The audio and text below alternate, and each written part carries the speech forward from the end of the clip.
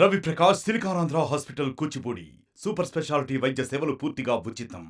Anganwadi టీచర్లకి ICDS ద్వారా మొత్తం కూడా అంగన్వాడీ టీచర్ల విధానం వచ్చి ఐసిడిఎస్ అంటే ఇంటిగ్రేటెడ్ చైల్డ్ డెవలప్మెంట్ స్కీమ్ ఏదైతే ఉందో ఆ స్కీమ్ ప్రకారంగా పేద ప్రజలు ఎవరైతే ఉన్నారో చిన్న పిల్లలకి పౌష్టికాహారం అందాలనే ఉద్దేశంతో గత కాంగ్రెస్ ప్రభుత్వం తీసుకొచ్చినటువంటి యాక్ట్ని దాన్ని కూడా ఐసిడిఎస్ని మొత్తం రద్దు చేసి అంగన్వాడీ టీచర్లు కూడా లేకుండా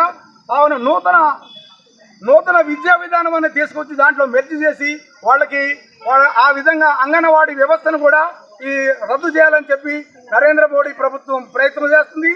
దీన్ని వ్యతిరేకంగా భారతదేశ వ్యాప్తంగా ఈ రోజు డిమాండ్ చేయాలనేది నిర్వహించడం జరుగుతుంది.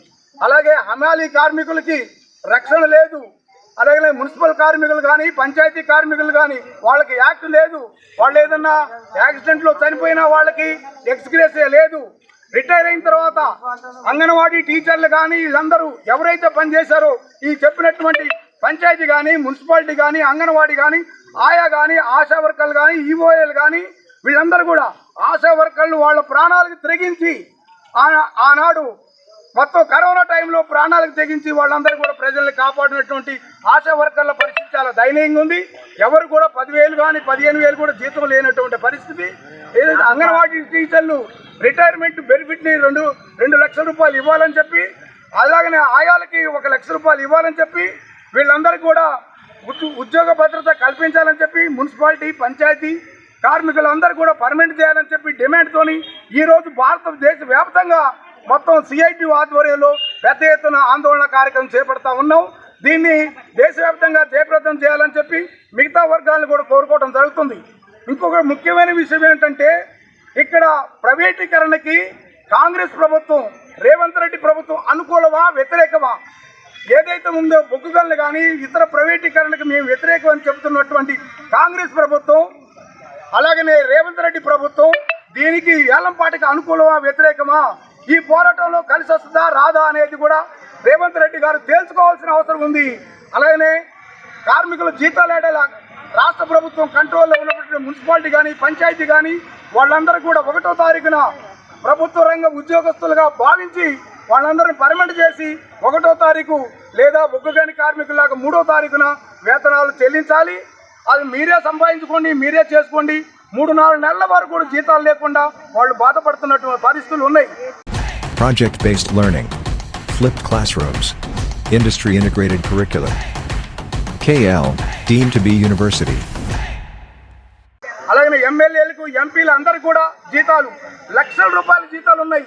ఎమ్మెల్యే ఏం పని చేయకున్నా ఆయన కార్యక్రమం ఎదిగినా 2.5 లక్షల రూపాయలు ఎమ్మెల్యే జీతం. ఆయన రిటైర్ అయిపోయి ఇప్పుడు రేఖా కాంతారావు గారు ఉదాహరణకి ఆయన ఎమ్మెల్యే కాదు, ఆయన పెన్షన్ వస్తున్నది. కానీ మున్సిపల్ కార్మికులు కానీ అంగన్వాడీలు కానీ ఆయాలు కానీ ప్రతి కార్మికుడు పంచాయతీ కార్మికులు కానీ వాళ్ళు 40 సంవత్సరాలు పనిచేసినా కూడా వాళ్ళకి పెన్షన్ లేదు, గ్రాట్యుటీ లేదు, ఉద్యోగ భద్రత లేదు.